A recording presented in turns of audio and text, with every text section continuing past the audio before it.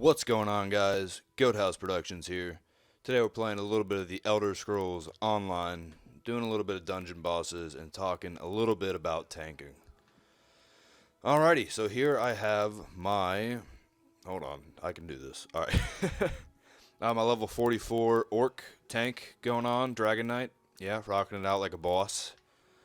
Um, Show you some of my skills I got here. I'm still kind of getting them down to where I want them. So I'm really a big fan of the Earth and Heart abilities, and I'll tell you why. Um, Pretty much all of them help you either stop an attack or increase your health while also hurting the enemy. So, for example, the corrosive armor, we have 299 poison damage for nearby enemies, limiting incoming damage at 3% of your maximum health. When active, your attacks ignore 100% of physical resistance. Obsidian Shard. This is one of my favorites for sure. You slam an enemy with a rock, and then also adds heals you and your nearby allies for 15-20 health. Awesome. This one I used to like a lot when I started off, but I'm starting not to like it so much. Sometimes it's kind of helpful for like dungeons stuff. I'll equip it before going for a main like big attack. Shattering Rocks, it's alright. Not that big a fan of it. Tried it. I gotta get rid of it actually. So if you look here, Eternal Mountain increases your duration. Okay, blah blah. Stamina, magic, health restore, increased by 70%. Alright, awesome.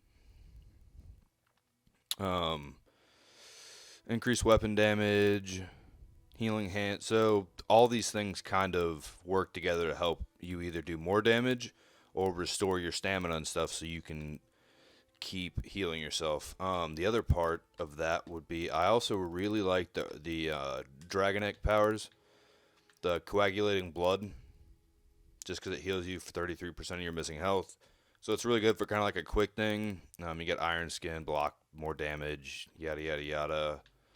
One hand and shield, another thing. If you come down, meow. You want to increase your blocking and stuff a lot, just because um, it does a lot. So when you're tanking and you're trying to block someone, you can block a heck of a lot of damage um, from your enemies just by blocking, and then you can also attack with a lot of damage. Heavy armor, of course, if you're tanking it up, right? We want all this all the way up. And then your orc abilities, your orc skill trees, pretty much all have to do with stamina and health.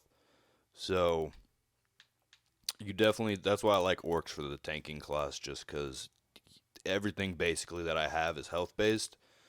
And when I was only like level 35, I'd go with, oh, don't want to go over there, with some of my friends to a dungeon, and I was like 20 levels below all of them, and I still was able to stay alive the longest just because I had all my tanking abilities started. So we'll put this into practice a little bit, and we're going to go over to this boss that I have not done, get a little achievement going on, and show some of my tanking abilities. Swing low, sweet chariot. Alright, let's go. I really wish my horse was just. I need to start upgrading my horse because I keep forgetting to go to the stables every day. Because otherwise it'd be a lot faster. But yeah, tanking is a great field to go into as far as Elder Scrolls go. Because even online, I can outmatch some of the, higher champion level guys because I can stay alive and I can heal myself.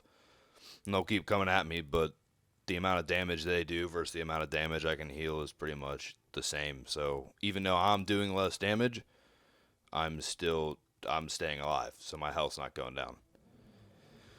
All right, let's see. This is gonna be fun. I guess we'll take care of this guy first. So I'm getting in here with my initial abilities to kind of get started, just so I can keep my health going up. Throw a little shard out there, keep everything rolling. And it's funny, a lot of the earthen abilities require a lot more magic than I thought.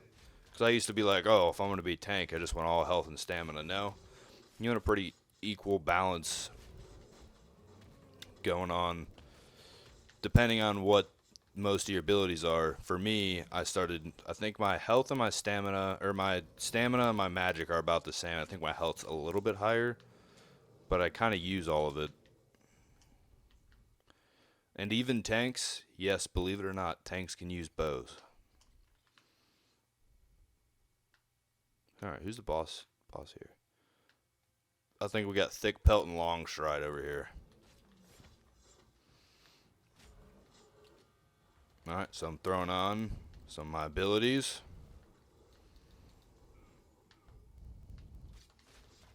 I'm going to save that ultimate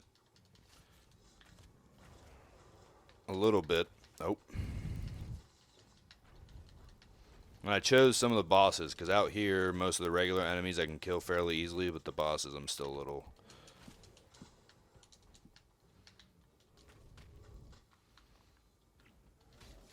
See, so even when I'm taking this damage, I can pretty much right away jump back into it. A little first person going on. Oh, see, my health got a little lower there, so I jump right into my ability. And as far as the attacking abilities, the only thing I use is Puncture. That's it. Because the rest of my stuff's pretty much based off of healing.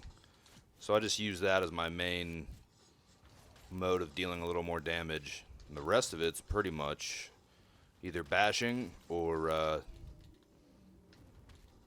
Alright, so I'm taking a little damage here, so I'm jumping right in. See how quickly my health went up?